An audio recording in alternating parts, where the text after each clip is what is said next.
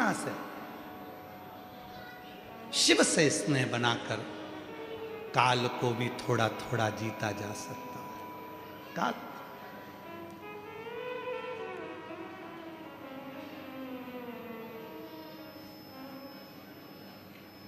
इसलिए महाराज शिव कथा कर रहे हैं, शिव की आराधना साधना कर रही है सावित्री ने। सावित्री शिव की साधना में जुड़ गई। शिव की साधना सावित्री कर रही है, शिव की आराधना सावित्री कर रही है।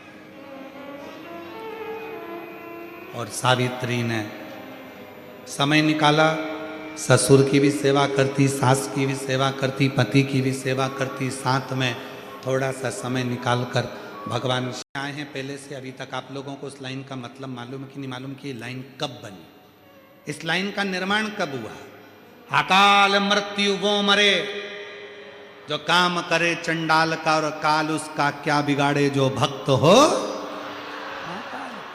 कोई तुमसे पूछे कि इस लाइन का निर्माण कब हुआ, बोलने वाले ने इस लाइन को कब बनाया था, तो कह देना महाभारत के वन पर्व में जो सावित्री की कथा आती है, और सावित्री ने जो यमराज से अपने पति के प्राण वापिस लेकर आई थी, वो शिव की कृपा से लाई थी। इसलिए अकाल मृत्यु वो मरे जो काम करे चंडाल का, और काल उसका क्या बिगाड़े जो भक्त हो मां। ये संवाद तब बना, ये संवाद का निर्माण तब हुआ, ये संवाद तब प्रकट हुआ।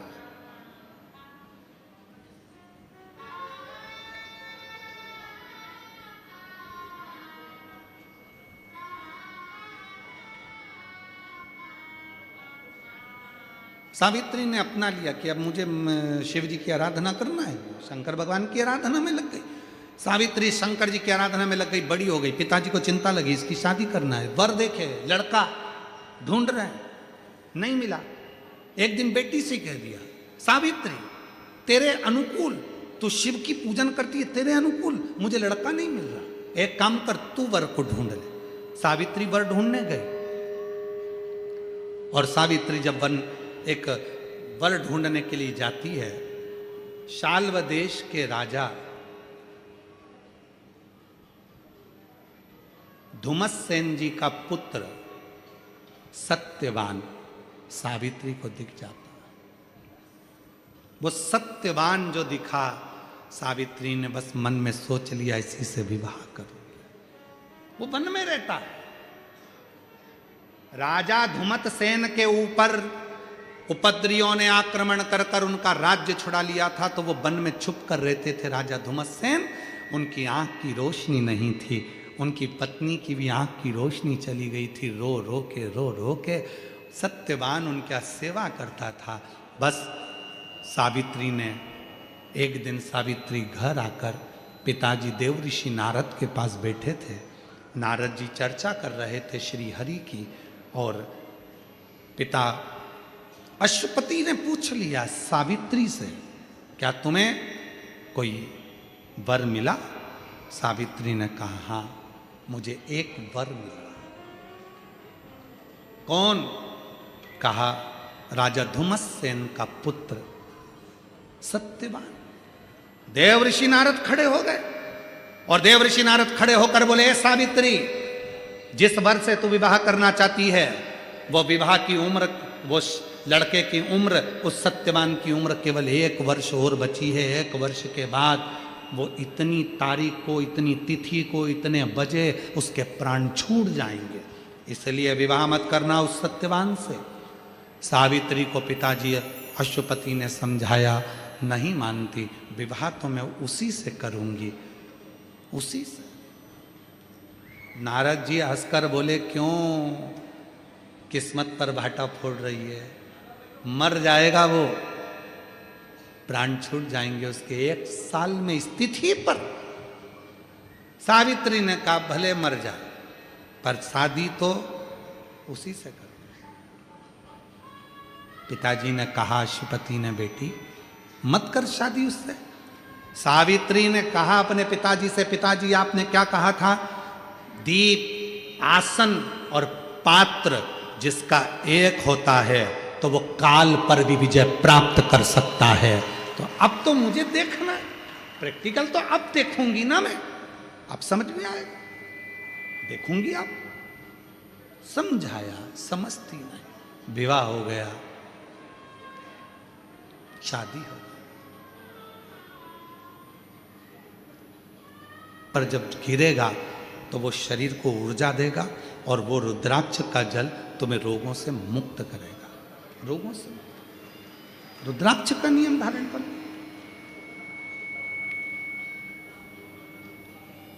समय आया जब मालूम पड़ा कि उसके शरीर में एक रोग लग गया, फिर सीहोर मिलने के लिए आया, कहा उसकी माताजी ने कि मेरा बेटे को एक रोग है। बचपन में भी था और अभी भी उसको रोग है, हम बता नहीं पाए थे, पर अब डॉक्टर ने उसे बता दिया। और जब 13 साल का था तभी उसको रोग लग गया। अब क्या करें, वो डिप्रेशन में जा रहा है। हमने अश्विनी को बुलाया और कहा, अश्विनी क्यों चिंता करना, ये रुद्राक्ष नहीं है, ये तेरे गले में स्वयं शंकर जी है। हो सकता है उस समय पर तूने पूछा था और तेरे शरीर के पास में वो रुद्राक्ष आ गया था। डॉक्टर कह रहे हैं कि तेरा रोग बढ़ रहा है, पर विश्वास के साथ कहता हूं एक दिन ऐसा आएगा कि वही डॉक्टर कहेंगे कि तेरे शरीर से रोग समाप्त भी हो गया, वही कहेंगे। और अभी जब भिलाई के पास में कथा थी तब उस बालक की सूचना आई कि उसकी सारी रिपोर्टें नील आ गई और वो बच्चा पूर्ण तरह से स्वस्थ हो गया। ये शिव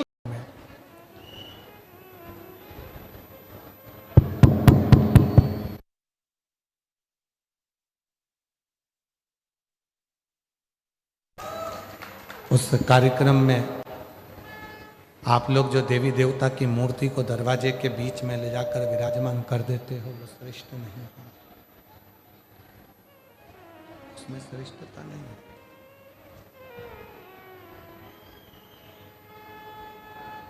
शिव दरवाजे पर नहीं, शिव आपके हृदय में विराजमान होना चाहिए। शिव चौखट पर विराजमान होना चाहिए, शंकर तुम्हारे भीतर विराजमान। शिव तुम्हारे भीतर विराजमान हो, शंकर तुम्हारे हृदय में विराजमान हो। क्यों रखी है कि जितना हो सकता है बुद्धि की भी शीतलता हो, मन की भी शीतलता।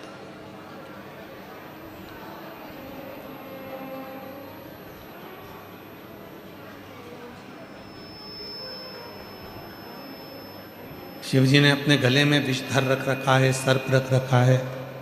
क्या दर्शाना चाहते हैं कि उस सर्प को, वो वासुकी नाग जिसको मंथन के समय पर उपयोग में लिया, उसके बाद उसको फेंक दिया गया, छोड़ दिया गया, एक कोने में ले जाकर डाल दिया गया।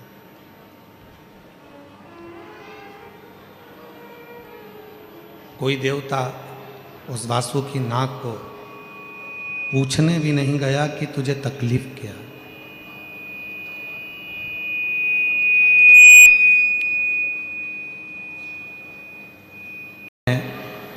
हम भी दर्शन करते हैं, आप भी दर्शन करते हो, पर एक समय ऐसा आ गया था कि बर्बरीक के पास में लड़ने के लिए जब कुछ नहीं था तो बर्बरीक ने भी शंकर की आराधना कर कर 3 बाण भगवान शिव से प्राप्त किया था। और शिवजी ने कह दिया था कि ये 3 बाण, इसलिए दुनिया के लोग कहते 3 बाण धारी। श्याम बाबा के लिए दुनिया कहती है ना 3 बाण धारी हारे का। वो 3 बाण किसने दिए? भगवान देव अधिदेव महादेव।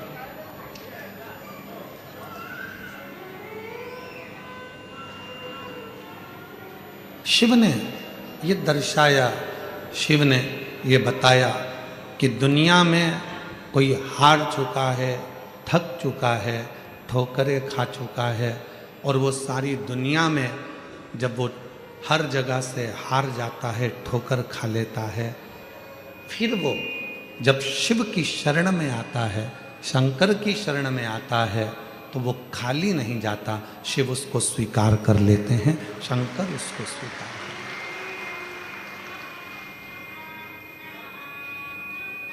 हैं। ऐसा कोई देवता, 33 कोटि देवताओं में कोई ऐसा देवता बता दो जिसको मेरे देवाधिदेव महादेव ने कुछ ना दिया।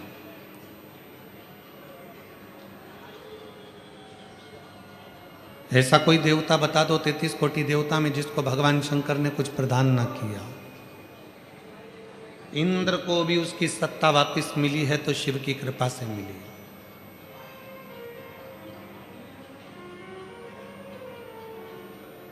ब्रह्मा जी के शीश को भी श्राप से मुक्त करा तो भगवान शंकर ने करा। भगवान नारायण को भी अगर सुदर्शन चक्र दिया तो भगवान शिव ने दिया। भगवान राम भी लंका की चढ़ाई करने के लिए जा रहे हैं, पर लंकेश के ऊपर विजय प्राप्त करने के लिए शिव की जरूरत है, तो शिव ने कृपा कर। जब भगवान कृष्ण की 16,108 रानियों से संतान की प्राप्ति नहीं हुई, तब गर्गाचार्य बाबा के कहने पर शिव की आराधना करें।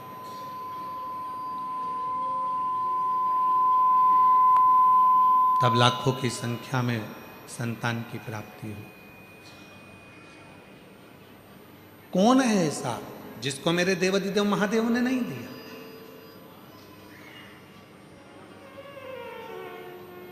मां दुर्गा, मां सती, जगतजननी, कुष्मांडा, बगलामुख, मातंगी, धूमावती, जितनी जितनी देवियां हैं, सारी देवियों को भी अगर कुछ प्रदान किया है तो मेरे शंकर भगवान ने उन शक्तियों को प्रदान किया, शिव ने दिया।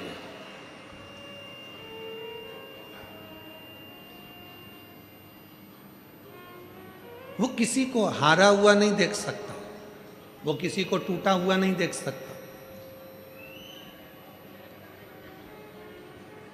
और मेरी जीजियों, मेरे जीजाओं, मेरी बेटियों, बेटाओं, मेरे बुजुर्ग माँ बाप, याद रखना, बहुत ज़्यादा संख्या में आप लोग आए हो। आज इतना ट्रैफिक है इस रास्ते पर कि हमको भी आने में लगभग 3 घंटे के करीब में हो गया यहाँ तक पहुँचने।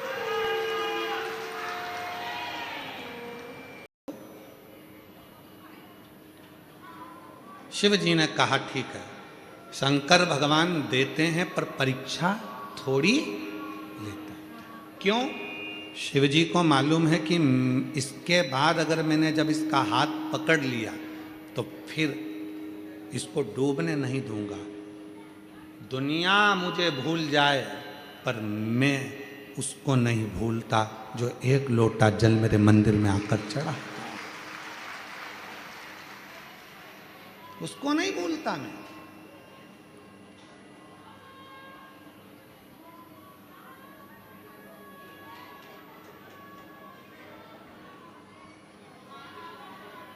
नियम लो। और अश्वपति ने नियम ले लिया। अश्वपति नियम, शिव जी आ गए, एक बनिए का रूप रखकर आए, एक सेठ का रूप रखकर आए, एक व्यापारी का रूप रखकर आए, और अश्वपति राजा के नगर में आकर उन्होंने व्यापार करना प्रारंभ करा। व्यापार करना जो प्रारंभ करा, फिर एक दिन व्यापार के उद्देश्य से अश्वपति राजा के महल में पहुंच गए। स्वयं शिव एक व्यापारी का रूप रखकर अश्वपति राजा के महल में पहुंच गए।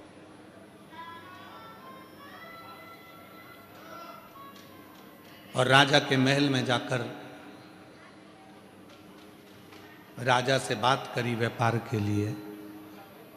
और जब व्यापार की बात चली तो कुछ बातों में राजा ने अपने मुख से कह दिया, जो महादेव करेगा वो सब अच्छा करेगा। बाबा किस लिए?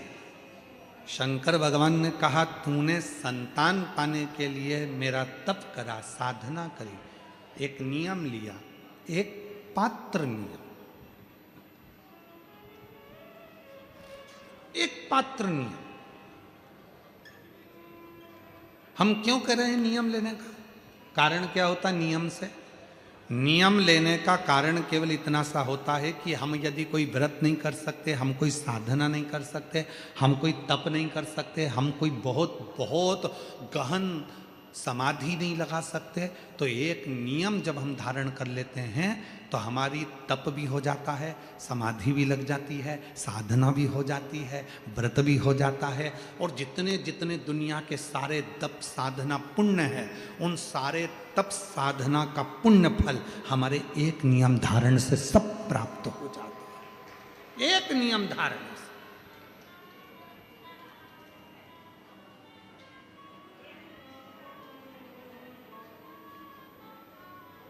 और महादेव नमन चरणों में भगवती हो गई। और अश्वपति की धर्म पत्नी जब गर्भवती हुई और गर्भवती होकर एक बेटी को जन्म दिया, उस बेटी का नाम सावित्री। क्या नाम पड़ा? सावित्री। सावित्री बचपन से ही अपने पिता को शिव जी की आराधना करती हुई देखती थी, तो शंकर भगवान की आराधना में सावित्री ने कई प्रश्न किए थे और पिताजी ने उसको ज्ञान उपदेश दिया। ज्ञान उपदेश, पिताजी ने एक नियम सिखा दिया सावित्री को। दीप, आसन, पात्र एक होना चाहिए। मेरी कई माताओं की आदत रहती है, घर में 3-4 पानी के लोटे रख लेती हैं, अगर एक आध लोटा कहीं चले गया तो दूसरा लोटे से जाकर चढ़ाया हूँ।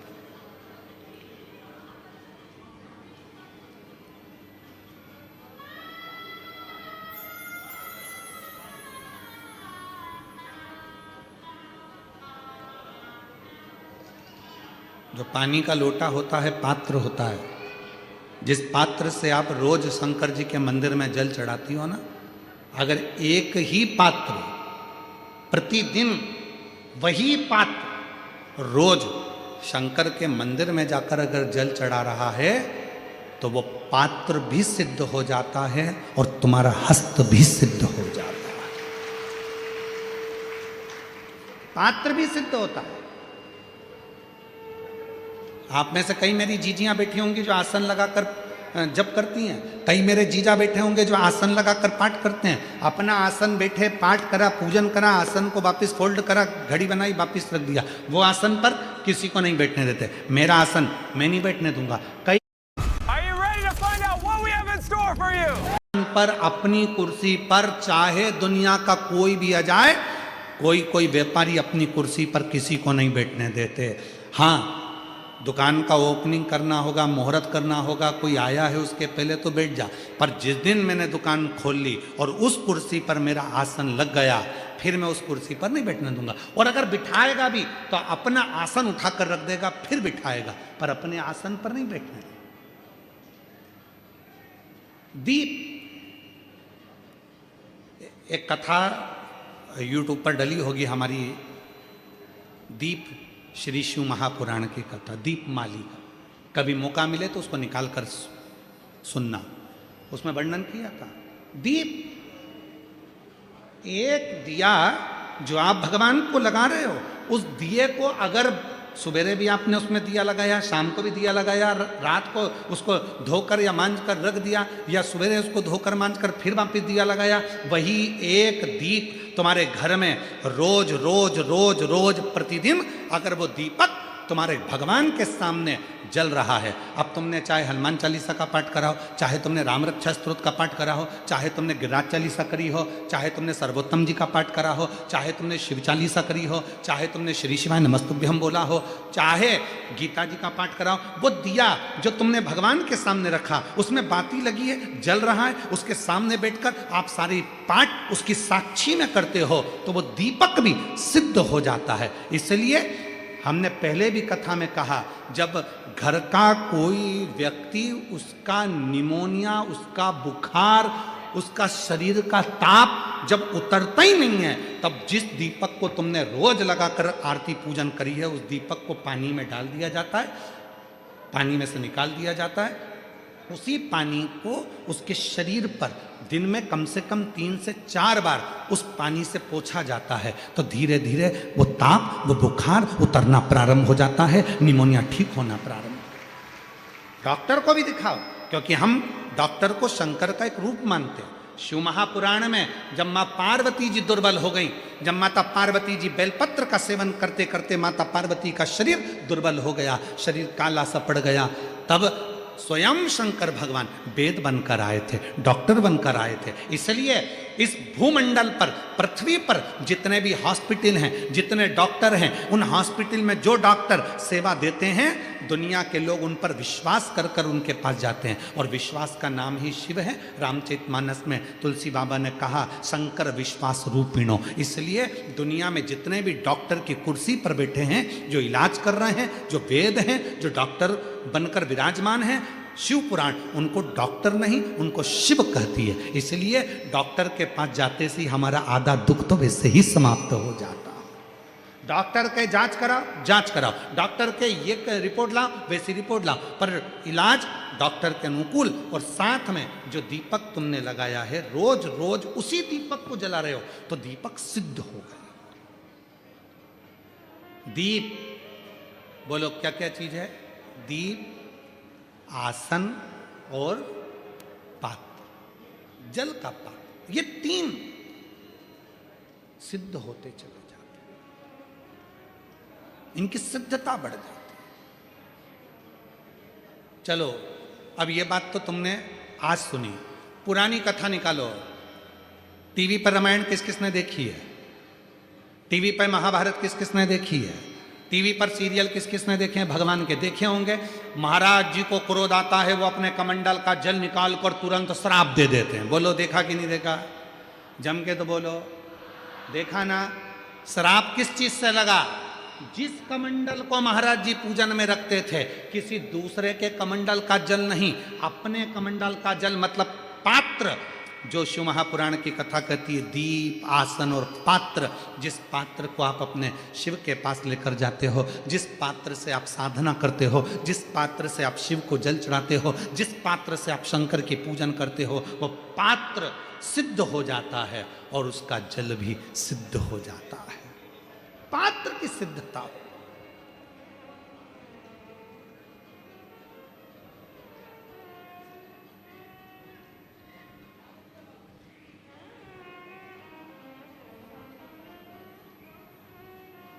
कहा, सावित्री, दीप, आसन और पात्र जब ये एक रहें, तो संसार में किसी की हिम्मत नहीं है कि कोई तिरछी निगाह से देखे।